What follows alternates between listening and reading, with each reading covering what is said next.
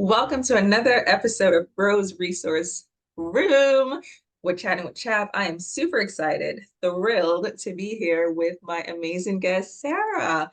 I'm going to give her a second to introduce herself, but we literally just met like less than 2 weeks ago at the Midwinter Conference out in Lancaster, Pennsylvania. And we were just talking, you know how moms get. We just started talking and I'm like, oh, you need to be on the show. Everything we just talked about, you need to be on the show. Do I remember what we just talked about? Absolutely not, but we're going to see where this goes. So, Sara, welcome, welcome, welcome. Please introduce Thank you, yourself. Ro. Thank you. Hello, I am Sara Madden. I am a homeschool mom of 6 kids. I began homeschooling in 2012 when my oldest started kindergarten, and I was a reluctant homeschooler. It was not something I had ever imagined I would be doing. And my husband always wished he was homeschooled because of how efficient it is. He thought, because he's, firstborn male, wants to, get it done, move on. So he thought, traditional schooling was kind of a waste of time. So he wanted his kids to have that awesome opportunity of being homeschooled. So we talked a lot about it, prayed a lot about it, and I basically came to the conclusion, sure, I'll try it. I'll give it a year. Okay. And every year I've said, I'll see if we'll keep going. Yeah. And here we are 12 years later. And I am so, so incredibly thankful. That's the decision that we made. God is good. And he has helped me through this whole journey. And I wouldn't change it for anything. I love So it. that's me. I'm definitely with you with the reluctant homeschool. Like I was never one of those moms who was like, as soon as we have kids, we're gonna keep them home and we're gonna do it. Like my husband and I were like, we'll move to a great community, we pay a bunch of taxes, send them to a great public school, and that was literally the plan. And then in 2019, he started talking about homeschooling. But even then, Mm-hmm. our version was different. It was like the kids would be home and someone would come in to homeschool them. And then once they got old enough, we'd have them in online classes. Fast forward to the pandemic, I got to try it on for a little bit. I'm like, well, this was nice. Okay, but I'm going back to work. And I worked in New York City, commuting like an hour, hour and a half back and forth. And then Mm, eventually I quit my job and I'm like, okay, yes, I'm going to build my business. I'm going to do coaching. This is going to be amazing. The kids are now in private school. We're great. And I got this urge from God to pull my mm. oldest one out of school. And I'm like, I don't think he's telling me I am crystal clear what he's saying. And I just told my husband, I'm Yeah. like, yeah, we're homeschooling. I think this is what God wants us to do. So Oh, that's I'm awesome. only 2 years in, but before I used to say, I'm going to try it out. And now I'm like, no, this is what I'm doing because it's Yeah. really working, right? Like, I think once you get to a certain point, it's hard to kind of put them back in because Oh, you've yeah. now raised an individual. You didn't raise a fifth Hmm. grader. You didn't raise a second grader. So one may Yes. be 3 levels ahead in math and 2 levels behind in reading or vice versa, but there's no level, right? They're just your child. Yep. Absolutely. So there's so many things I want to ask you, but you say you have 6 children. Let's start off with their ages. Okay. So my oldest is 16, and I have 4 boys, a girl, and then another boy at the end. So 16, 15, 13, 12 are the first 4. Then my sweet baby girl is 11. And then our little last one is 9. Okay. All right. And then, when I was just talking about like being able to homeschool them, it's hard to put them back in. This is one of the things that we talked about in terms of gaps. And I was Mm. like, I want to make sure that the kids have no gaps. And this is like a conversation that we have as moms and Yes. homeschool moms. Like, we want to make sure that there are no gaps. We want to identify the gaps and fill the gaps. And your thoughts on gaps? Oh, my thoughts on gaps. Everybody has gaps. Everybody has gaps, and there are no perfect ways to school an individual. I would think even if you have the best school, the most money, no matter what avenue you take, there's going to be gaps because nobody is able to love your child like you are. Mhm. So if you send them off to a school, they're going to get probably more resources, but they're not going to be taught individually like you can teach them. So Mhm. there's a gap there. There's gaps in Mm. any type of schooling. And yes, homeschoolers will have gaps, but why are we so afraid of that? Why is that something that stops us from homeschooling? Because you know what? There's no perfect way to educate a child, but I truly believe that keeping them home with the people who love them the most is going to be the absolute best thing for them. And if there are gaps, then they can be taught how to learn and how to Mm. fill in those gaps along the way, and God will give grace. And that's it, folks. There you have it. 10 minutes in, mic drop. You have heard everything you Uh, need to know. Like, honestly speaking, when I talk about reassured and liberating, that mindset shift right there is a game changer. Because mm. you just took me from, oh my gosh, I want to make sure they don't have any gaps. Let me find out the gaps. Let me do another evaluation. Let me do another assessment. Let me find out where they are. Where are you? Okay, you're here. Great. Let me bring you over here. And you're like, hey, calm down.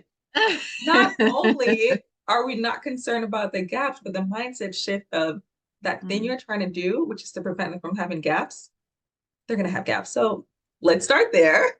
Let's Yep, embrace that they're going to have yep, gaps.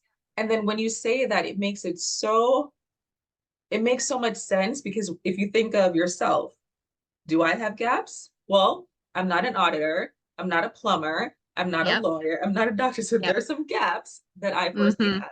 Am I thriving? Yes, I am. And then you think of the other gaps like, well, what exactly is important? Is character development more important than X? Is spirituality and a relationship with God more important than that? And it's not that we're saying a homeschooler should only have certain characteristics, but we're saying any human being is going to have a gap. And if you think of gap another way, it just means we don't know everything. And that's That's okay. right. Like no one Yep. knows everything, right? No one knows everything. No one knows everything. And, in life, in relationships, Yeah. that's one thing that our kids will hopefully grow up and find a spouse who fills in some of their gaps. And Mm. the families that they create and the friendships and the church family that they have, we were made for community. We're Oh not my made to gosh. be islands. So, you know, let yourself go of that whole thing. And I've been doing this a long time. So I've gained the confidence in knowing it's okay. Yes, there will be gaps. Yes, there will be things I can't teach them. But Mm. living through 12 years of this and talking with moms all along the way at all different stages, this is a common fear, but Mm-hmm. I think that's just one of the tools of the devil that tries to stop us, cripple us from doing this amazing work. And that's one of the reasons why you're doing something good is when you are being Mm. attacked. Oh my gosh. You said so many things, like so many nuggets just in that little short sentence. One of the words you took right out of my mouth was community. I Mm, think as long as we keep trying to be everything and do everything, that's when we get to burnout and that's when we develop these unrealistic expectations yes, versus yes, saying, hey, you're really good at that. I'm really good at this. How about we partner and complement each other so that we'll eliminate absolutely. these weaknesses, right? And then even Yes. back to your original point of just accept and let's normalize those Mm, quote gaps. When you yes. say gaps, it makes it feel like there's something wrong. But when you say Hmm. it in the blatant truth that you're not going to know everything, then it's just like, oh, okay, I knew that, right?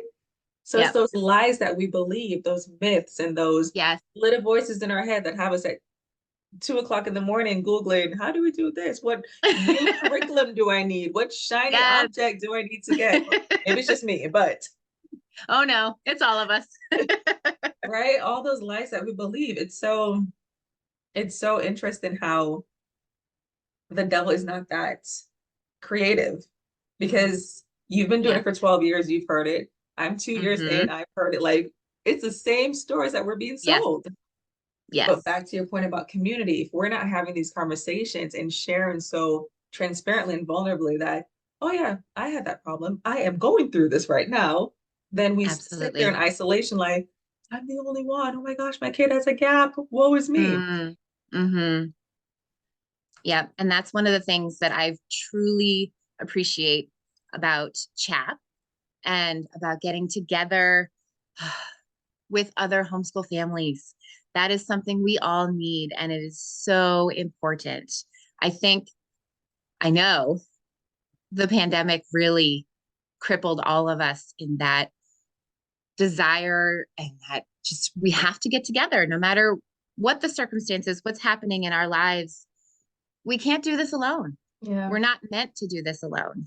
Yeah. So it is such a great resource that we have when we get together in our groups, when we get together just with a couple of friends. It doesn't have to be an organized thing. Mhm. It can be very organic, just getting your kids together with other homeschool families, other homeschool kids, going to convention every year because it is so encouraging.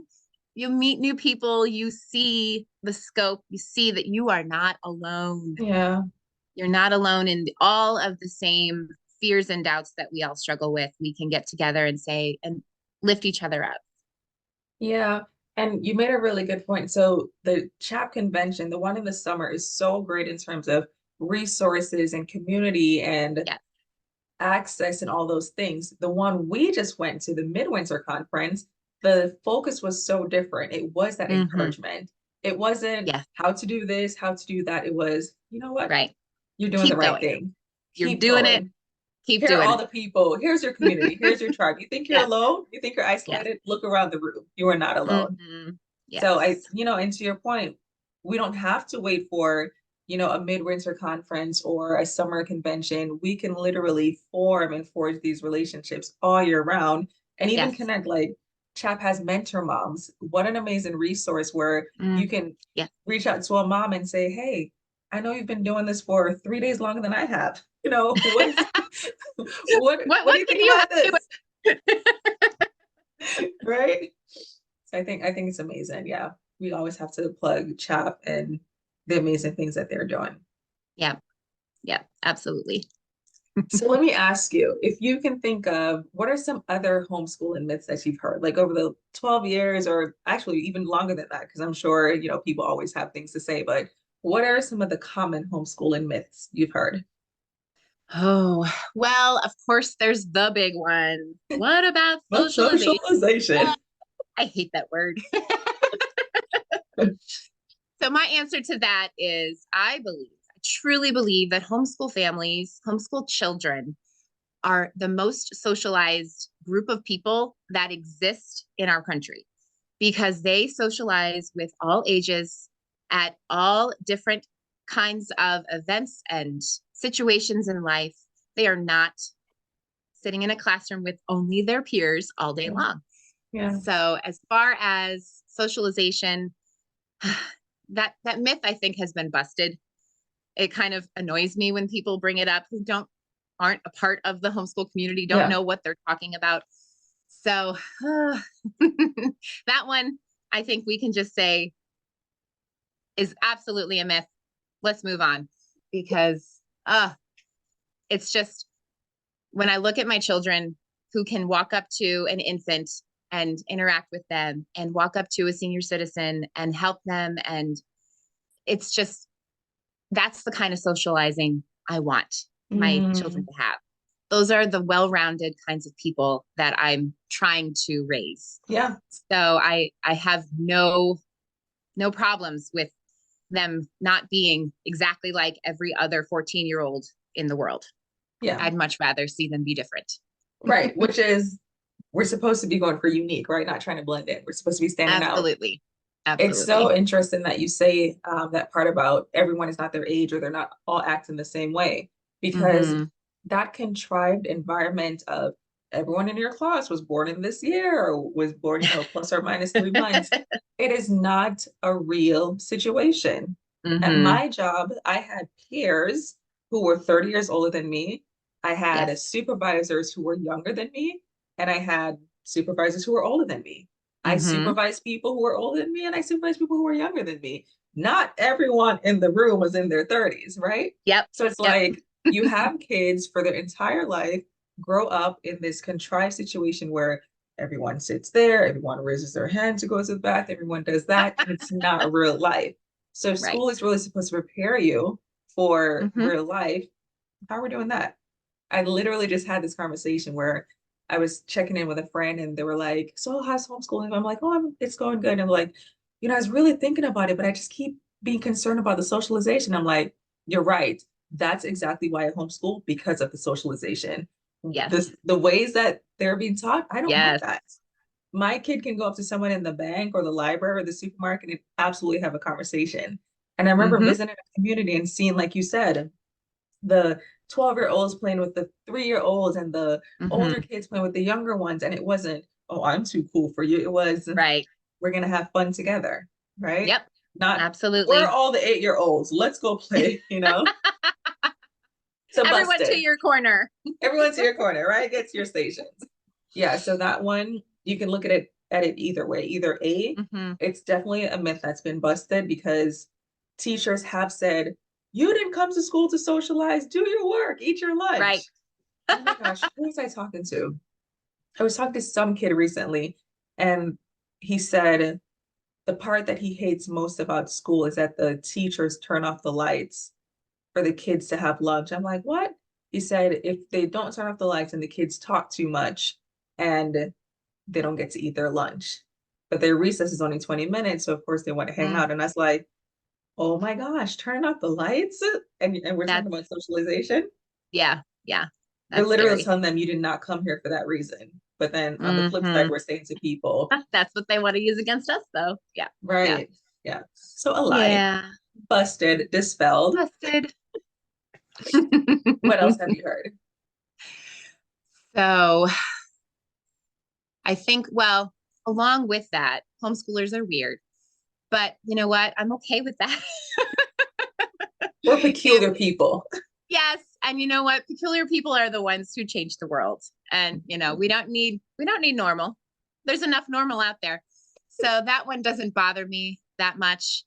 All of my children, and there's 6 of them, and they are all incredibly different. So I really, really, I'm good with them being able to be themselves without Yeah. all of the extra pressure to conform to normities. They get to just kind of be weird, and it's okay. The funny thing is, whenever someone asks me a question about socialization or children being awkward or weird or whatever, I always say to them, do you know a lot of homeschoolers? And they'll say, no, I don't know any. So Yeah. you're perpetrating this story that you've never even had an experience. Yes. Oh, yes. Yes. That's so interesting how that line went viral, and the Mm-hmm. people who are carrying it on never even had an experience. Don't even know. Yep. Yeah. Oh, I was So just talking with interesting.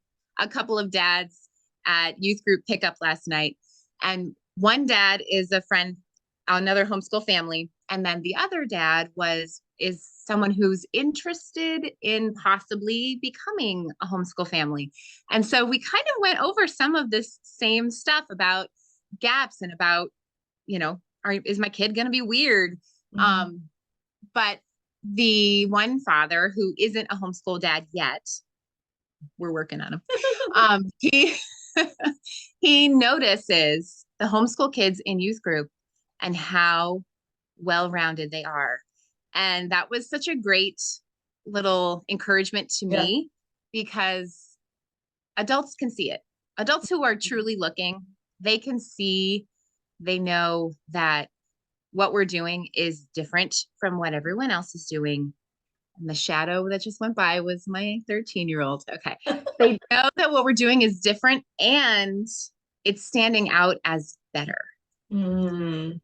I'm seeing so many relatives, people who live farther away, who kind of look on to our family and see that what we're doing, yeah, they had doubts about our choices in the beginning, and they're seeing my children be able to hold their own in an adult conversation, doing things in their community, doing service, things that just really make them stand out.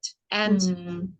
And their work ethic, honestly, in today's world, I think the jobs out there are going to be just laying at their feet because we're raising kids who are self-motivated, who want to work.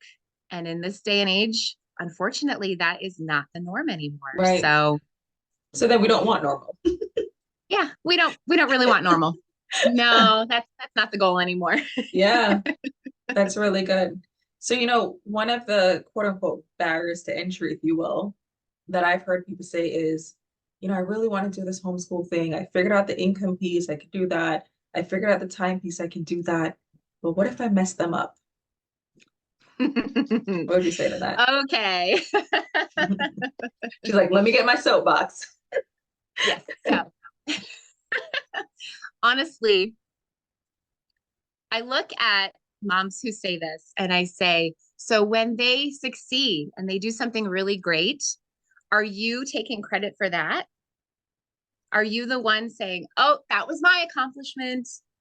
Or are we putting it in line with scripture and saying, okay, these eternal souls that we have Mhm. the privilege of raising, God entrusted them to us individually, not to the government, to the systems around us. God gave them to us.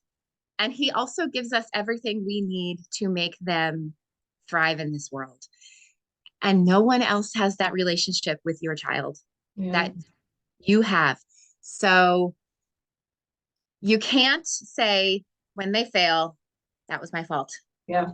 You have to let that go because you're not on the other side of that coin going to say, wow, they are amazing. And that's because of me. Yeah. Because neither one is us. They have their own journey that they're on, and God loves them and has equipped them better than you and I can ever do. So all we can do is do the next right thing, parent them according to God's ways, school them in that same manner, Mhm. trust that God will take care of the rest. Yeah. That's kind of an oversimplified way, but really it takes a lot of faith. Yeah. And I don't even think it's oversimplified. I think sometimes when these thoughts are in our heads or in people's head, it's like the acronym or acrostic for FAIR, false evidence apparent real. When it's in your Mm, head, it's like, yeah, it's so big, it's so real, it's such a real thing. And then you say that and you're like, oh, okay, that makes sense, right? Because we want to yeah. take on that blame, we want to take on that guilt. But on the flip Mm-hmm. side, what I'm wondering is it that you're concerned about your child being messed up in general? Or is it about who gets the blame for messing that up, making sure that it's not you? If they go to Yeah, another institution, they get messed up. Are you okay? Because you're like, well, it wasn't me. it It was was the their fault. school, right? Like, what exactly is happening here? Is it just who gets the blame? Who gets the credit? Is it a Right, thing, right. right? Because And then yeah, it's about us, not about them. So there, are we worried more about our own reputation, how we're perceived, there you or go. are we actually truly concerned with their success? There you So, go, 100%. Because it's about your identity, it's about your insecurity, yes. and it's about the famous line, it's not about you, it's not about Yep. me, right? And Yep. when we make it about us, that's when we start to think about, oh, the gaps, I'm gonna mess them up, the socialization, the this, the that. Right. Because you're not really thinking about the kid at that moment. You're thinking about, Yep. well, how's this gonna reflect on me? Because this person Mm-hmm. is a reflection or extension of me. Aren't they really? Right. Right? Hmm. Hopefully they can look to us as we're looking to Christ. Hmm. But if we're not, we need to get out of the way. Yeah, yeah. And as you say that, it makes me think of this fear of failure. If that's what you're modeling, then you're projecting that on them. This Right. kid is probably never going to do a science experiment because they're afraid to mess up. They're afraid Yes. to fail, right? Like we are showing them it's not okay to make mistakes. It's not okay to try something unless you have it fully figured out, right? Versus, hey guys, we're going to jump into this. We're going to learn together. We're going to See build how our it goes. relationship. We're going to see how it goes. Yep. Give that kid the confidence to say, all right, I'll try it, I'll see how it goes, versus the fear Absolutely. of, oh my gosh, what's going to happen? Am I going to Mm-hmm. mess things up? That's what we're passing on to them. Yep. Thank That you for is so true. that for me. I never So, thought of so that before. Yeah. true. All right. So this one, I have two more that I thought of just now. Your child is behind. And I think we may have talked about this. I don't want my child to be behind. And I would answer behind what? There you go. Behind the door, behind the Behind, fence. yes, yes. So there is, when you look at your child, if he or she is growing in their own life, they are not behind. Yeah. They're not behind. There is that child who is going to learn in their speed and is going to do what God has them to do in his timing and in their ability. So when we compare, we talk about forcing a young little boy to read when they're not ready.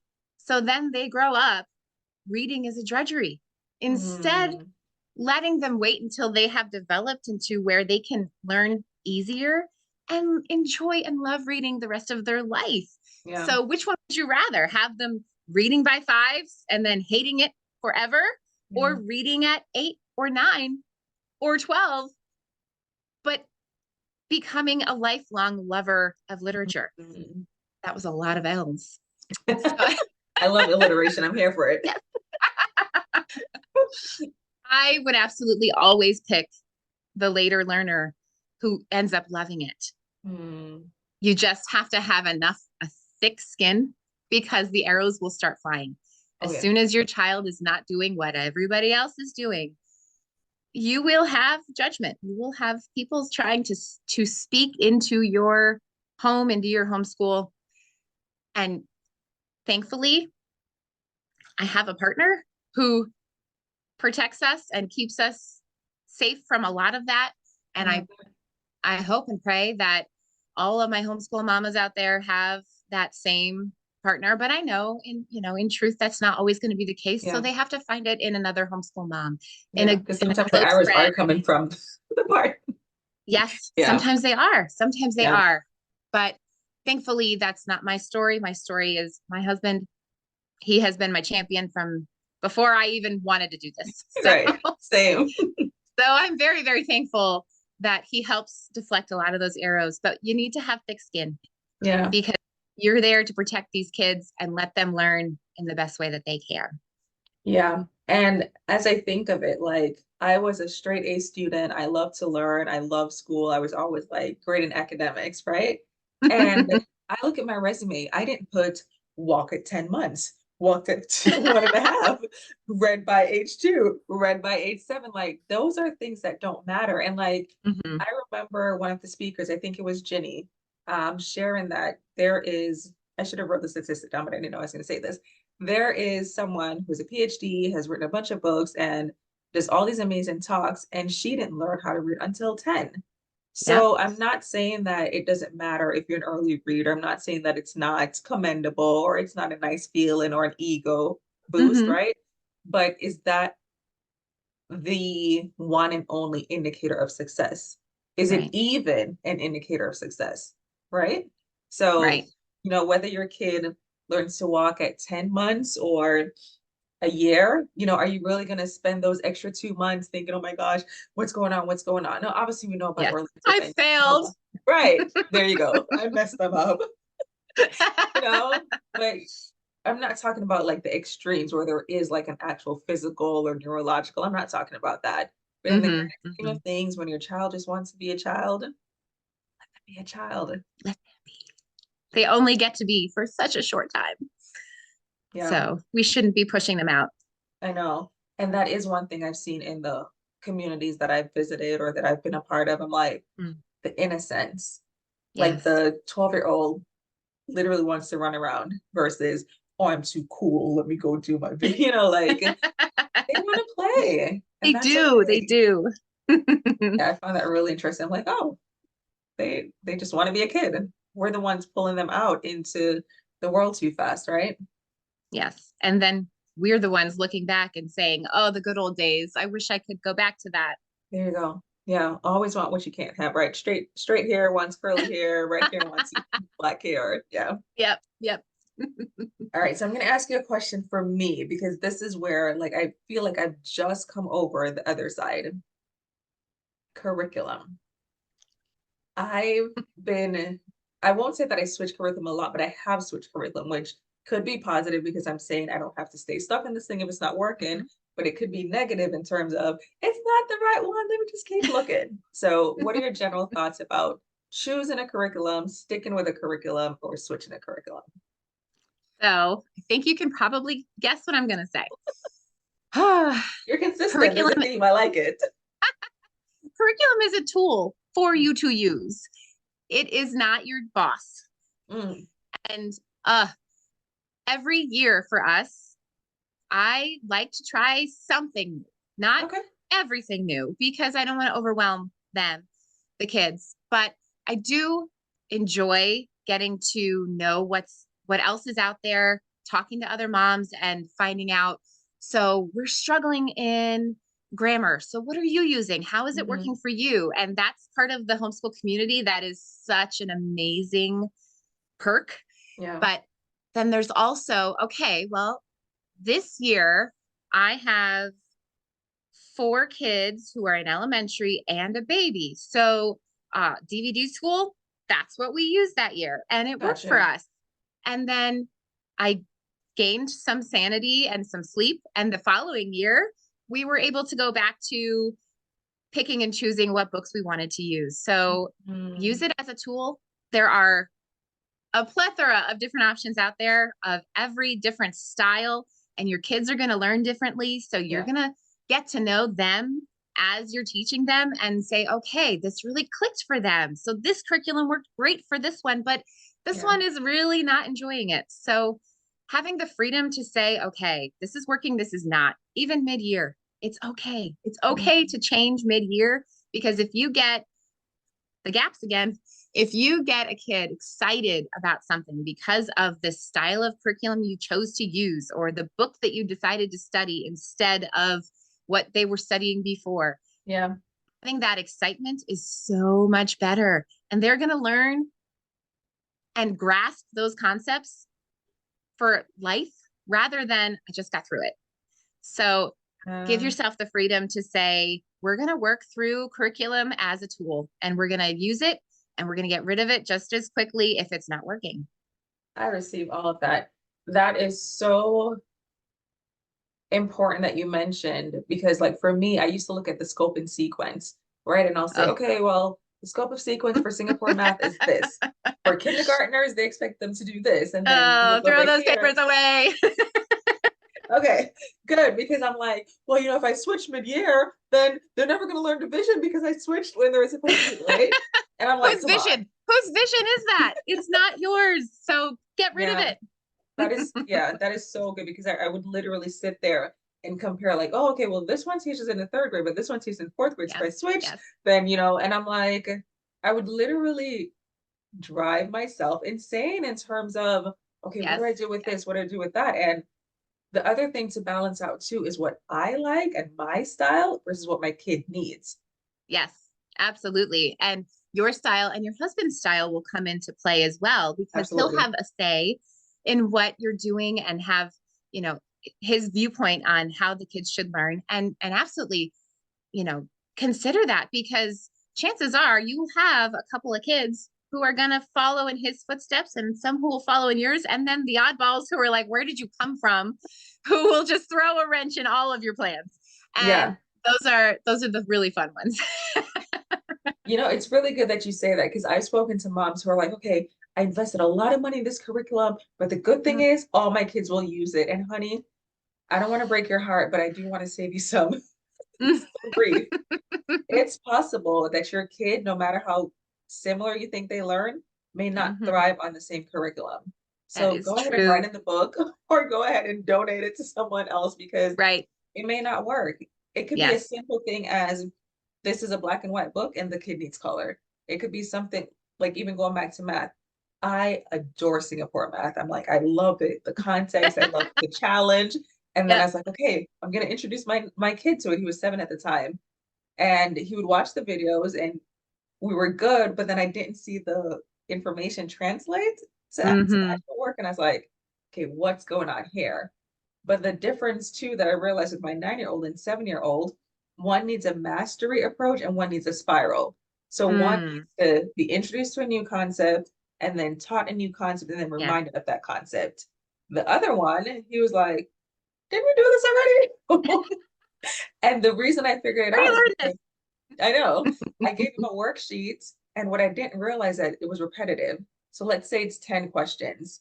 4 of the questions would be the same, and he Mm-hmm. figured that out. So he'd be like, "Oh, 1 plus 1, find all the 1 plus 1, 2 plus 2," and I'm like, "Oh my gosh, this little 5-year-old is like trying to beat the Wow. system." But for Yep. him, it was like, if you're gonna ask me the same question, I'm not gonna keep calculating. I'm just gonna find all the questions that have that. So there's that. Mm-hmm. Yeah, like going back to the scope and sequence and the curriculum and like sticking to something. If it's not working, why are we Right. trying to As stick to hard it? as it is to say, I spent all this money. Yeah, And that is real. That is, I mean, most of us homeschool families are on one income, yeah, and it is really tight and difficult to find the right curriculum, put an investment into it, and then have it not work not for work. everybody. Or, Yeah, but it has to be the internet. There are lots of different resources out there that you can get for free that at least you could dabble in to say, okay, before I buy, yeah. can I, will this work? But when it's all said and done, if you said, I'm going to turn my kid into a person who hates to learn because I saved some money, well, are you Mm. really doing them any kind of favor? So, Well, as when you put hard it as it like will be, that, I know, I know. Throw on the guilt now. no, but you clarified. It's like, okay, these are my options. Love of Yeah, learning. We use the curriculum, right? right, I love right. that. Oh, I'm gonna start calling you where I'm like, so I'm having this problem which seemed really big in my head. Can you simplify it for me so I can realize that I'm overthinking? Okay, great. That was 5 minutes. Thank you. No, that's really good because what I'm hearing from you is lean into the flexibility. No one Mm-hmm. is telling us what to use. No one is telling us how long we should use it. No one is telling us what to teach at this moment. So if something is working and it's not broken, don't fix it. But if it is broken and it's not working, go ahead and switch. Yes, in January. Yes, in March. Yes, in May, Yes, right? You don't have to yes, wait until September. Your school term doesn't have to be September to June. You can do January through December. You can do January through that's right. April, right? So I really appreciate you saying lean into the flexibility that it's naturally built in to this Yes, home-centered education lifestyle that we've yes. chosen. But another thing that you mentioned is kind of like, for me, I'm the person who needs all the information, right? So Mhm. when I first started, I called HSLDA, and I think the woman was trying to see what my style was or what my kid's style was, so that she could Mhm. kind of say, okay, well, based on what you told me, here are 3 options. No, no, no, no. I need to know all the options. Tell me every single philosophy that exists. Tell me every single approach, and tell me every single curriculum that exists. And it's just Oh, a long email, but basically I want to know what my options are and then drill mhm. down, right? So if you're asking people questions like, hey, what are you using? How does this work for you? And your motive is, curiosity, let me see if that worked for my family, or advice, that's one thing. But if it's coming from a place of insecurity or Mm, insufficiency, be very, very careful because that information overload will yes, really, trip you up. yes, yes. And that honestly is going to come with experience and trusting that what you're doing is good and you can do it. Yeah. So I think that insecurity, I mean, it's natural. All of us have it. All of us come up against it. And it can, you could be homeschooling for 10 years and now, oh, high school time. Now I can't do it. So Yeah. just leaning into your original reasons. Have Ooh. your creed of why you're homeschooling hanging on a wall somewhere. Get back to the basics, back to why you're doing it, and remember that God is with you. You are not sent out on this journey by yourself. He is going to give you what you need when you need it. Yeah, I love that you brought us back to that why because it's really an anchor. And one thing Mm, you mentioned, which was really, really important, was making sure that your husbands or your if you're a dad listening, making sure that the wives are on board because that may cause conflict, right? Like if you have yeah, someone who decided to homeschool, but they're still thinking traditional, when you yeah. say 2 hours later, okay, kids, we're done, they're like, what do you mean? What do you mean you're done? Because they're expecting 8 hours of work. They're expecting to be at the table. If you have Hmm. someone who's traditional or cultural, the school mindset, and you're on the floor or you're jumping around, you're on the couch, you're like, whoa, what is this a jungle? This is a What is zoo, right? happening? What is happening? And it was so interesting because I found this. really quick cheat sheet, and it had 5 different styles, and then it gave like some bullet points you could kind of like self-select what your options were. And then Mm-hmm. for me, it came up that I loved Charlotte Mason's approach to live in books. I love the classical way of organizing information and how you teach organically. And I think my third one was, I don't remember. But then I gave my husband the worksheet, but I crossed out the names. And I said, based on these descriptions, which one do you want? And one of his came out as traditional, which was Hmm. the ask in the multiple choice questions or the true or false or the worksheets. Yes. And Yes. another one was unit studies, which came Mm. out to, okay, we're going to build everything around this theme.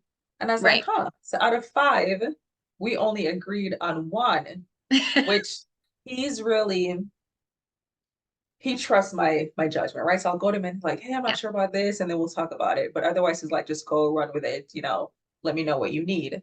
So it was interesting that even though he's championing everything I do, our approaches would be different.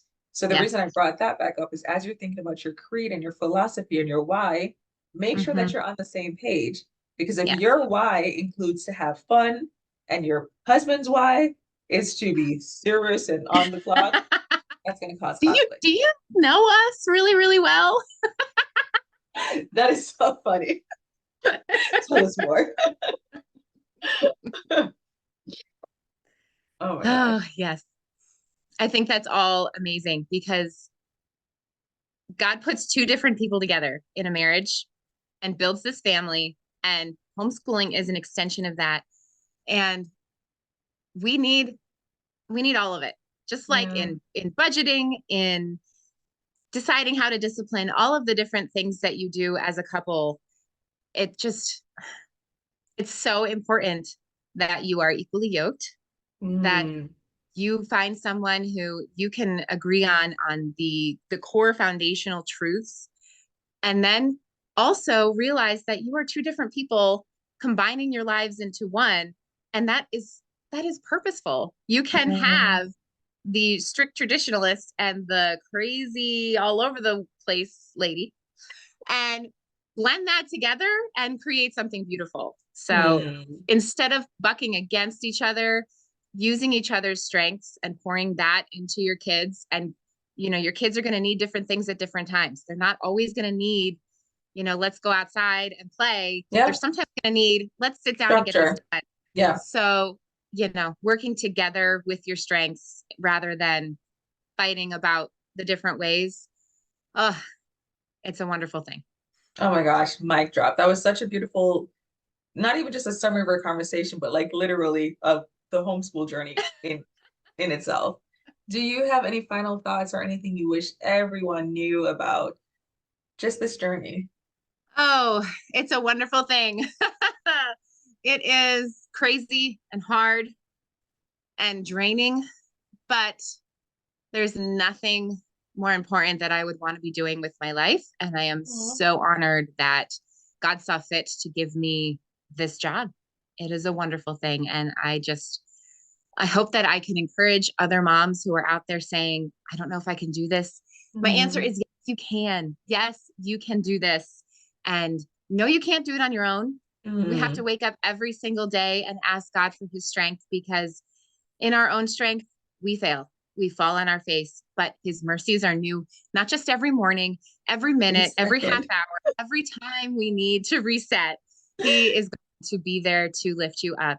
And so trust God and keep doing it. Oh my gosh, I'm so glad I asked for that. You are so full. I'm like, I thought I sucked everything out of you, but you have so much more to give. You are a wealth of information and a breath of fresh air. Thank you so, so much for your time today. Thank you so much for having me. This was wonderful. It's my pleasure. Thank you, Sarah. Bye.